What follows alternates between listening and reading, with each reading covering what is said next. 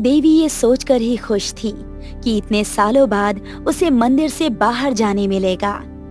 वो बेसब्री से अपनी माँ और दीदी को ये बात बताने का इंतजार कर रही थी। माँ और दीदी कहाँ रह गई? अब तक तो वो आ जाती है, आज कहाँ रह गई? वो राह तक रही थी, तभी सामने से उसे रेखा और मुन्नी आते हुए दिखे।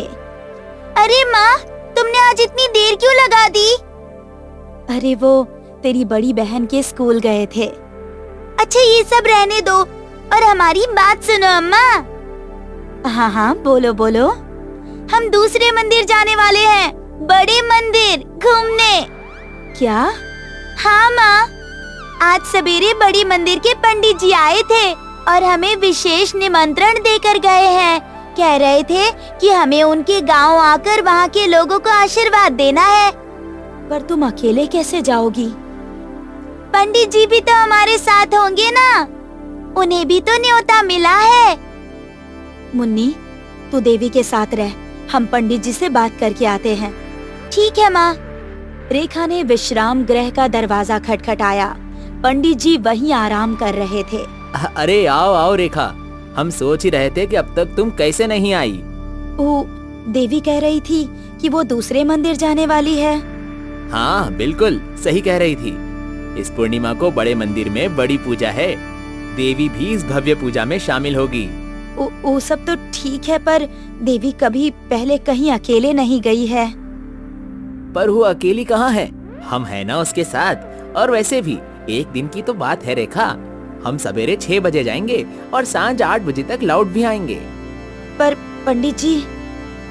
इतनी चिंता ना करो रेखा, अब देवी तुम्हारी बेटी ना है, अब वो मंदिर की बेटी है और देवी माँ हमेशा उसका भला ही करेंगे। रेखा मायूस होकर वहाँ से चली गई।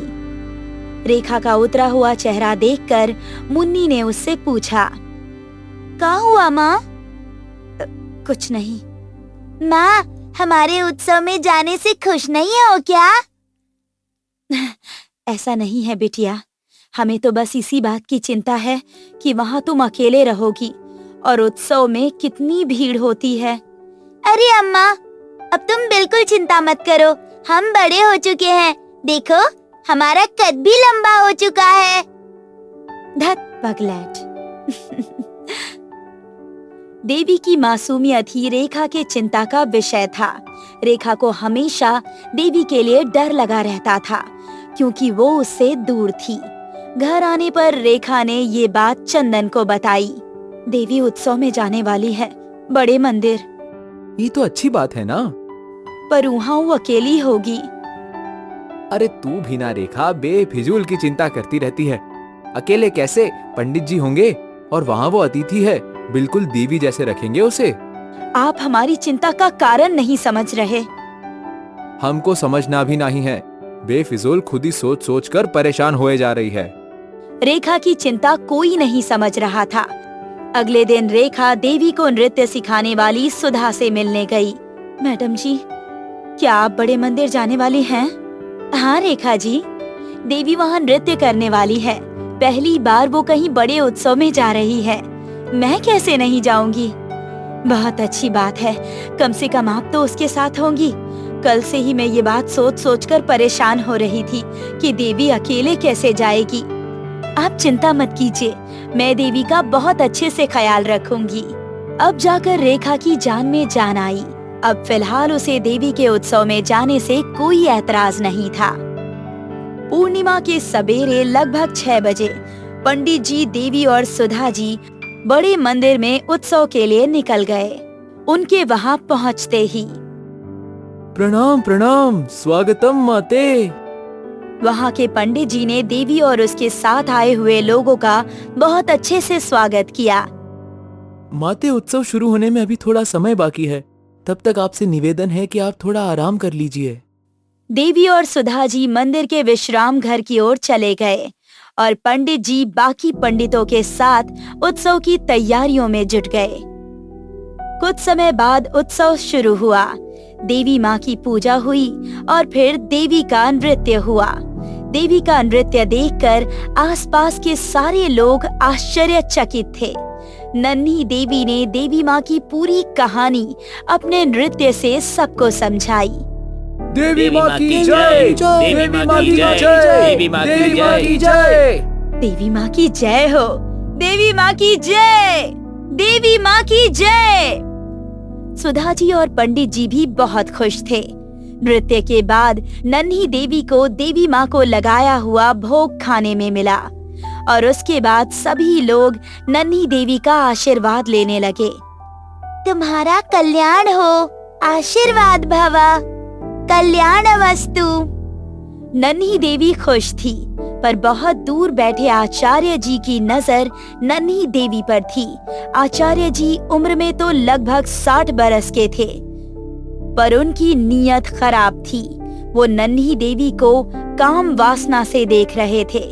कुछ देर बाद वो भी नन्ही देवी का आशीर्वाद लेने के लिए पहुँचे। देवी माँ, मुझ पर हमेशा ऐसे ही कृपा बनाए रखिए। ऐसा कहकर उसने देवी मैया के पैरों को छुआ और सहलाने लगे। देवी को आचार्य जी का छूना अच्छा नहीं लग रहा था, पर वो अभी भी छोटी है इन सब बातों को समझने के लिए। खैर, आचार्य जी वहाँ से चले गए, पर अब भी उसकी नजर देवी पर ही थी। दूर खड़ी सुधा जी आचार्य जी को देख रही थी। इस आचार्य की नीयत में कुछ तो खोट है। वो बच्ची को ऐसे क्यों देख रहा है? अच्छा है, हम यहाँ बस कुछ ही और घंटों के लिए हैं, वरना पता नहीं ये आचार्य देवी के साथ क्या करता। और कुछ घंटों तक देवी वही लोगों को आशीर्वाद देती रही और संध्या की आरती के बाद देवी पंडित जी के साथ अपने गांव के लिए लौट गई। यहाँ मंदिर के बाहर रेखा देवी के लौटने का इंतजार कर रही थी। देवी बेटा, कैसा था उत्सव? बहुत अच्छा था माँ, और पता है मेरा नृत्य सबको अच्छा लगा। बहुत अच्छा बिटिया। रेखा, तुम बहुत ज्यादा ही चिंता करती रहती हो देवी की। देखो, वो सही सलामत लौट आई ना। चलो अब हम चलते हैं। मैं भी चलती हूँ। ठीक है। सुधा जी और पंडित जी चले गए। रेखा और मुन्नी देवी के उत्सव के बारे में पूछने लगे। और बताना, और क्या क्या हुआ? बड़ा मंदिर बहुत ही बड़ा है दीदी, हमारे मंदिर से बहुत ज्यादा बड़ा। और वहाँ का उत्सव, बाप रे बाप, कितना भव्य है। दीदी, ये लो तुम्हारी मिठाई। तू कभी मेरे लिए मिठाई लाना नहीं भूलती। कैसे भूलूंगी दीदी, तुम्हें मिठाई इतनी पसंद जो है। हाँ माँ, तुम कहाँ गुम हो गई? कुछ नहीं, मैं अभी आती हूँ। रेखा सुधा जी से मिलने उनके पीछे गई। सुधा जी, सुधा जी। जी बोलिए। आपका चेहरा इतना उतरा हुआ क्यों है? कोई बात है क्या? ऐसी चिंता की कोई बात नहीं है, पर मुझे मंदिर का उत्सव कुछ ठीक नहीं लगा। क्यों, क्या हुआ? वैसे वहाँ के सारे लोग अच्छे थे, सिवाय उस आचार्य के। वो देवी को बहुत ही बुरी नजरों से घूर रहा था। देवी तो अभी बच्ची है। जी, वही मुझे समझ नहीं आया। खैर, अच्छा है हम जल्दी लौट आए। अब कोई चिंता नहीं है। हाँ, मुझे भी अब कोई चिंता नहीं है। आपने देवी का इतना ख्याल रखा, उसके लिए धन्यवाद। चलिए, अब आप देवी से बातें कीजिए, मैं चलती हूँ। सुधा जी अपने घर चली गई। रेखा वापस देवी के पास लौट गई। देवी, तूने भोग खाया कि नहीं? भोग खाया माँ। क्या पूरियाँ थी और क्या हलवा था। वाह वाह वाह, मजा ही आ गया। हलवा पूरी का नाम सुनकर मुन्नी के मुंह में पानी आ रहा था। धत, भुक्खड़ कहीं की। माँ, मुझे भी हलवा पूरी खानी है। कल बना दूंगी। नहीं, मुझे आज ही खानी है। बोला ना कल बना दूंगी। देवी, अब तू थक गई होगी ना, जाओ जाकर आराम कर लो, हम कल मिलने आएंगे। हाँ ठीक है माँ। सभी लोग खुश थे। रेखा की चिंता भी थोड़ी कम हो गई थी, क्योंकि अब उसकी बेटी देवी उसकी आंखों के सामने थी। पर क्या ये खुशी का माहौल ज्यादा दिनों तक टिक पाएगा, या और कोई विपदा देवी के सामने आएगी?